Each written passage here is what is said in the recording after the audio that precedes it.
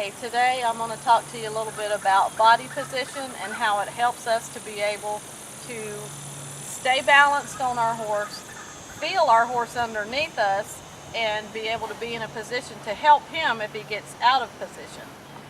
Whenever I sit on a horse, I want to keep contact with him from one knee to the other, my weight being centered in my seat bones on the saddle, using my thighs to hold me in a locked in position. I find that if I keep my knees bent and I let the bottom of my leg work separately from the top, it lets me be able to use my feet a whole lot better on the horse, and it also keeps my center of gravity in my rear end so that I don't find myself leaning forward and losing my balance with my legs behind me, or I don't find myself behind the horse. It just kind of keeps you centered right here. And you can work on that sometimes by taking your feet out of the stirrups, lifting your toes, and keeping them pointing straight forward. That kind of lets your brain hook up with how it feels to be centered on your horse. Now, whenever I consider body position and how it helps me, I operate this horse through these reins as if he were a string puppet. If I lift this rein, his head comes to me, and I'm able to lift that shoulder also. I need to stay centered in order to bring that to me. In the same way with my legs, if I need to move this horse off of this right leg, my weight is in my rear end, I'm gripping with my thighs, and I can easily take and press him with that foot. And nothing else changes except for from my knee down. I am still balanced, and I'm still in a position that when he moves, I've not lost my balance because of what I ask him to do with my leg. You'll hear people tell you to use your legs, and if you're pressing hard in the stirrups when you're riding, you cannot effectively use your legs, because when you do, your seat comes up and you lose your balance. So, very important that you keep your knee bent. Also, hinging at your back here helps to keep you sitting in the saddle, and it also helps to keep from taking a lot of pounding on your back whenever you're riding. This horse and myself skeletally are very similar.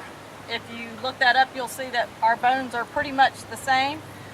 So if I need him to get in a position, I position myself on his back in very similar, the same position as him. If I want him to bend to the right, I kind of sit into my left knee a little bit. I'll reach back with my left lower leg to hold his rear end behind me, twist my body, and this horse twists his body. This puts us in a position that if I'm turning him like this and he tries to drop in, I'm here. I will feel it a whole lot faster the instant he tries to drop in, and I can pick him up and correct that. Now, completely opposite of that you can see in many barrel pictures, when a horse is shouldering a barrel, almost every time the rider is also doing this. And we can't help him right here. If we get by it, we just are lucky that time. But if we get over here, we can pick that head up and keep him from hitting the barrel. I find that if you get that basic operation down in your mind, it helps you whenever you run.